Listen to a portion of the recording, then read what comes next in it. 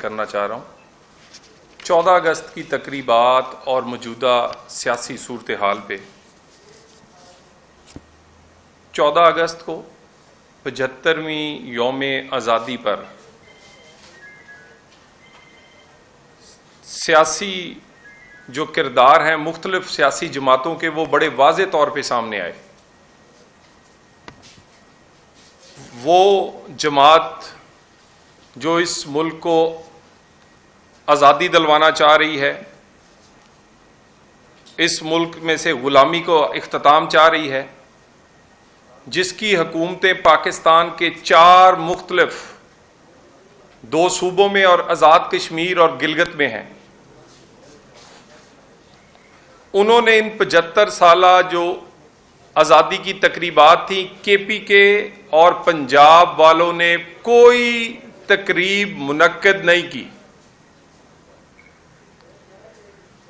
KPK और पंजाब की दोनों हुकूमतों का पूरा फोकस जलसे में लोगों को भर के स्टेडियम तक पहुंचाना था। कोई एक फंक्शन, एक तकरीब यौम आज़ादी के हवाले से ना KPK हुकूमत ने की, ये आप ऑन रिकॉर्ड है, आप चेक कर सकते हैं, और ना कोई तकरीब पंजाब ने की, स्वाय इससे कि वो एक जलसे के लिए सारी तैयारियां करते रहे। और जिस जलसे के मेज़बान परवेज़ इलाही होंगे, उसमें क्या तब्दीली आएगी, वो किस तरह की तब्दीली होगी जिस जलसे का मेज़बान ही परवेज़ इलाही था। और खान साहब परवेज़ इलाही आपको वहां पहुंचाएगा जहां उसने परवेज़ मुशर्रफ को पहुंचाया है। जो चौधरी शुजात हुसैन का ना हो सका, वो आपका होगा।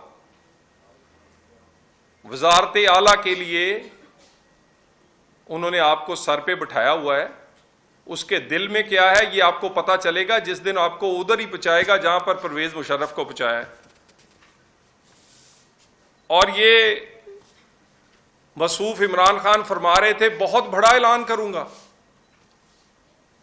हमेशा शोबदाबाजी करके लोगों को पीछे लगाते हैं। लोग मुंतजिर होते हैं कि ना जाने खान साहब ने कौन सा बड़ा ऐलान कर देना है, कौन सी बड़ी चीज ले आएंगे कि ये कोई नया पाकिस्तान में कोई सियासी तूफान आने वाला है। पूरे जलसे में कोई बड़ा ऐलान तो नहीं मिला। बड़ा जोर से खान साहब ने माफियां जरूर मांगी हैं, सफाइयां जरूर दी हैं, मुख्तलिफ वीडियोस दिखा के अपनी सफाइयां देते रहे हैं खान साहब। ये वाहिद पाकिस्तान का लीडर है जो इसलिए जिद्दोजहद कर रहा है कि एस्टेब्लिशमेंट का रोल होना चाहिए। इसको लाने के लिए पाकिस्तान की 75 साल में हर जमात ने इसलिए जिद्दोजहद की कि एस्टेब्लिशमेंट को न्यूट्रल होना चाहिए, मगर यह चाहता है कि एस्टेब्लिशमेंट को मेरे पीछे, मेरे गुनाहों को के पीछे खड़े होना चाहिए और मुझे इक्तदार तक पहुंचाना चाहिए।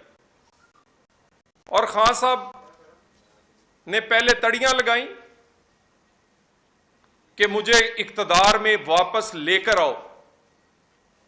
पहले एस्टेब्लिशमेंट और फौज के गिरेबान को पकड़ते रहे, और जब बात नहीं बनी तो अब पांव पड़ रहे हैं, सफाइयां दे रहे हैं, माफिया मांग रहे हैं।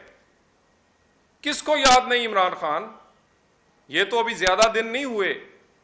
किसने कहा था मीर जाफर? किसने कहा था यजीद? किसने कहा था जानवर? ये सारे अलकाबात तो जनाब ने दिए हैं। बड़ी जल्दी से आपको याद आ गया कि अब मैं इस काबिल नहीं हूं कि खड़ा हो सकूं, क्योंकि मेरे किरदार में कई कमियां कुताहियां हैं, तो मैं अब माफिया मांग लूं। ये बात मीर जाफर सादिक कहने से शुरू हुई, XY पे आई, और XY के बाद अब माफियों तक आ गई। और ये माफिया सिर्फ इसलिए मांगी जा रही हैं कि इनके केसेस से इनको सजा ना हो, इनको वही मदद फराहम की जाए जो इनको आज से 8-10 साल पहले थी। इनको वही मदद फराहम की जाए कि इनको ये लाडला रहे। 62-63 के केस हों या कोई और फॉरेन फंडिंग के मामलात, या तो उनमें स्टे चलता रहे, नहीं तो फैसला जो है वो उसी तरह का आए जैसे कि साकिब निसार ने सादिको अमीन इसको कहा था। पूरी कोशिश, अब पूरी जिद्दोजहद जो है वो इस बात की है कि कहीं मेरे पे कानून का इतलाक ना हो जाए। हम भी इंतजार कर रहे हैं, या 62-63 में तुम ताहयात नाअहल होगे अगर कानून का इतलाक हुआ, या इस बात पर मोहर लगेगी कि पाकिस्तान में दोहरा म्यार है इंसाफ का, पाकिस्तान में लाडलों के लिए और सुतेलों के लिए और कानून है।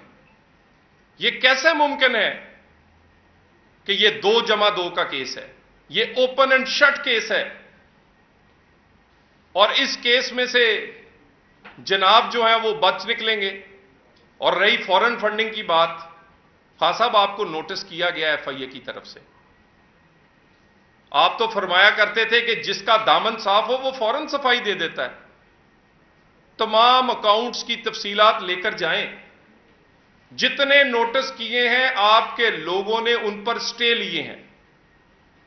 सिंध हाई कोर्ट से, केपी के हाई कोर्ट से आपने उन नोटिस को स्टे करवाया है, क्योंकि आपको पता है कि आपका एक बंदा भी पेश हो गया तो फिर आपकी सारी असलियत जो है वो खुल के सामने आ जाएगी। अगर आपका दामन साफ है तो क्यों स्टे लेते हैं? 8 साल आपने पहले स्टे पे गुजार दिए, अब फिर आप एफआईए के नोटिस पे दर पे अदालतों में जाकर कार्रवाई रुकवा रहे हैं, और ये कार्रवाई रुकवा रहे हैं सिर्फ इमरान खान के मेरे तक चीजें ना पहुंच जाए। उसके बाद शहबाज गिल खान साहब ने तो सारी जिंदगी गुजारी लोगों को इस्तेमाल करते हुए, और जिसको इस्तेमाल कर देते हैं फिर उसको ऐसा डिस्पोज ऑफ और डस्टबिन में फेंकते हैं कि याद भी नहीं करते। और यह कहानी माजिद खान से शुरू की थी, नईमुल हक से लेते, वहां से चलती चलती ये जहांगीर तरीन, और अब तो शहबाज गिल की भी बारी आ गई है। अपनी जान कैसे छुड़ाएंगे आप? बयान किसने आपकी मौजूदगी में लिखा गया, ड्राफ्ट किया गया, आपके कहने पे पढ़ा गया, अब आप उसको ओन करने से कतरा रहे, सिर्फ उसको कुर्बानी का बकरा बनाकर अपनी जान छुड़ाना चाहते हैं। इसीलिए 2 दिन के रिमांड के बाद चीखें इमरान खान तुम्हारी निकल रही थी। तुम्हें लगता था कि और रिमांड मिलेगा तो ये जो शहबाज गिल है तोते की तरह बोलने लग जाएगा। हमें तो वो दिन याद है कि हमारे जितने लोग गिरफ्तार हुए वो ये कहा करते थे जितना रिमांड चाहिए इन्हें दे दें। रिमांड लेने वाले थक जाते थे, हमारे लोगों ने रिमांड की मुखालफत नहीं करते थे। 2-2 महीने के रिमांड, 3-3 महीने के रिमांड, बगैर किसी नोटिस के गिरफ्तारियां। आपको तो बड़ी सहूलत हासिल है आज भी, कोई दोपहर में गिरफ्तार होता है तो रात तक छूट जाता है जमानत पर। किसी के नोटिस जो है वो अमल से पहले ही सस्पेंड हो जाते हैं, और रिमांड सिर्फ 2 दिन का, और उसकी इतनी मुखालफत पीटीआई की तरफ से। ये जो आपका बयानिया आपने पहले बनाया है और अब आप पछता रहे हैं, अब आप माफिया मांग रहे हैं। अब आपने पूरे जलसे में अपनी वो वीडियोस क्यों नहीं दिखाई जिसमें आपने मीर जाफर, यजीद और न्यूट्रल जानवर और पता नहीं क्या क्या नहीं कहा था। आप जितने मर्जी पाकिस्तान के रहनुमाओं की वीडियोस दिखाएंगे उनमें बड़ा फर्क है। तनकीद और बगावत में फर्क होता है। तनकीद सबने की है, लेकिन बगावत और बदतमीजी और शोहदा के साथ जो सलूक आप लोगों ने किया है, ये जो उसकी इन्वेस्टिगेशन जारी है उसमें भी आपको बड़ी तकलीफ पहुंच रही है। उसमें भी आंटी पिंकी पीरनी के बेटे इस्लान खालिद जो हैं, वहां तक ये बात और फिर ये वहां पिंकी पीरनी तक पहुंचेगी। ये जो ट्रेंड चलाए गए हैं, ये दनिस्ता चलाए गए हैं, और ये वाले शहबाज गिल वाले जो मामलात हैं, इसको मंतकी अंजाम तक पहुंचाया जाएगा। यह किसी जमात का मामला नहीं है, यह पाकिस्तान का मामला है। और खान साहब बयान देने से पहले जरा जहन में रखें कि 2 दिन के रिमांड पर जो शहबाज गिल साहब ने इंकिशाफात किए हैं, किसी वक्त वो सुना भी दिए जाएंगे। तो इसीलिए आप उसके रिमांड की और उसकी मजीद कस्टडी की मुखालफत कर रहे हैं। और आप कहते हैं उस पर तशद्दुद हुआ है। वो इस वक्त पंजाब हुकूमत की कस्टडी में है, अडियाला जेल में है। वहां पंजाब हुकूमत के डॉक्टर्स हैं, वहां पंजाब हुकूमत की वो जेल है। अगर उस पर तशद्दुद हुआ है तो मेडिकल आप करवा सकते हैं। 48 घंटे से ज्यादा गुजर गए हैं, किसी को ये तौफीक नहीं हुई। बयान देते हैं कि जी बड़ा तशद्दुद हुआ है। भाई आपके कस्टडी में है, आप उस हुकूमत, पंजाब हुकूमत, पीटीआई की हुकूमत की जेल में है, क्यों नहीं करवाते? सिर्फ झूठ बोल रहे हैं आप। ये इन्हीं तमाम चीजों के साथ मैं एक दफा फिर आपका शुक्रिया अदा करता हूं। कोई अगर क्वेश्चन हैं तो मैं उसको जवाब देने को। ये बता दें क्या इतलात हैं नेपाल के पास अभी तक, जो मोबाइल जो चीज़ें थी शहबाज की वो भी मिल चुकी हैं पुलिस को, और दूसरी कुछ अफवाहें गर्दिश कर रही हैं कि बनी गाला में मुलाकात हुई है शहबाज गिल की साबिक वज़ीर आज़म इमरान खान से। शहबाज गिल साहब को बगैर किसी के कहने पर रातों रात B क्लास नहीं बल्कि वहां A+ क्लास दी गई। माशाल्लाह उनके लिए कमरा, उनके लिए AC, उनके लिए अमला, उनके लिए खाने की डिलीवरीज हो रही हैं।